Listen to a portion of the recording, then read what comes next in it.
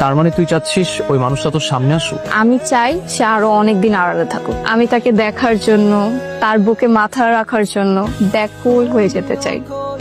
আচ্ছা, কি হচ্ছে এসব? এটা কি কোথাকার কন্যা কোন ছেলে তোকে ইমপ্রেস করার জন্য এটা সেটা দিয়েই যাচ্ছে?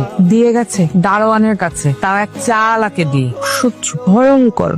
আমার কবুতর আমাকে দিয়ে যাও। হেই মহান প্রেমিক, কবে দেখা হবে আমাদের? তুমি কি সত্যিই মানুষ নাকি অন্য কেউ? সত্যিই তো গুড লাক রে অনন্যা, এমন একজন মানুষ বোধহয় প্রত্যেকটা মেয়েরই স্বপ্ন। আচ্ছা, তুই কি কোনোভাবে বুঝতে পারছিস যে মানুষটাকে? বুদ্ধ একটা। যদি পারতাম তাহলে তো ওকে চাপতে ধরতাম আর বলতাম, মেরি জান অনেক হয়েছে, এবার থামো। ক্যাম্পাসের মধ্যে যদি কেউ থাকে, ধর আমাদের বন্ধু বান্ধবের মধ্যেই যদি ওই মানুষটা হয়, তাহলে তুই কি করবি? অসম্ভব। যদি সেম ইয়ারের হয় তাহলে তো আমি কোনোভাবেই মেনে নিব না, আর যদি জুনিয়র হয় তাহলে থাপড়া বোধ হবে, আর যদি সিনিয়র কেউ হয় তাহলে ভেবে দেখবো।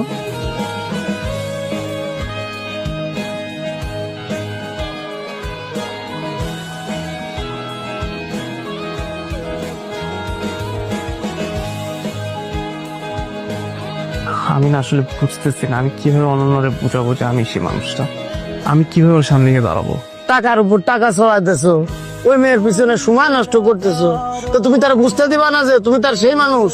তো ভাই, আমি তো জানি ও সেম ইয়ারে কারোর সাথে রিলেশনশিপে যাবে না। এখন এটা জানার পর আমি কিভাবে ওর সামনে গিয়ে দাঁড়াই? আর তুমি নিজে না বলতে পারলে তোমার বন্ধু বান্ধবরে দিয়ে বলাও। কিন্তু ভাই, আমি যে অনন্যরে পছন্দ করি এটা তো ওর বন্ধু বান্ধব কেউ জানে না, আমি কাউকে বুঝতে দিই নাই। আরে মিয়া, তুমি অন্য কারো বুঝতে না দিলে অন্তত যারে তুমি পছন্দ করো তার তো তোমার বোঝাইতে হবে না?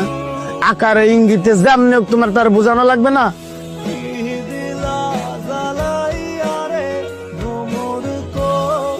সারপ্রাইজ! আরে সুমন ভাই, আপনি? This is for you. তার মানে এই যে এতদিন খরগোশ, কবুতর, লাভবার্ড, লাল গোলাপ, শাড়ি, চুড়ি, টিপ, এই সব কিছু আপনি দিয়েছেন? সুমন চেনার কে পাঠাবে? তার মানে তোর ওই কাজিনটা তোকে ইমপ্রেস করার জন্য এতদিন ধরে এত কিছু করে গেল? তো আর কি বলছি, আমি ভাবতেও পারিনি জানিস। সব সময় আমাদের দুই পরিবার চেয়েছে আমাদের মধ্যে বিয়ে, কিন্তু আমি কখনো এই ব্যাপারটাকে পাত্তা দিইনি।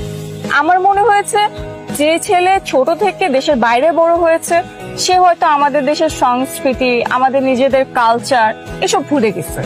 আর আমি কখনো এরকম কাউকে আমার লাইফ পার্টনার বানাবো না যে কিনা ফুচকা, ঝালমুড়ি, টঙের দোকানের চা এসব পছন্দ করবে না। আমার মনে হয় এই জন্য সুমন ভাইয়া নিজেকে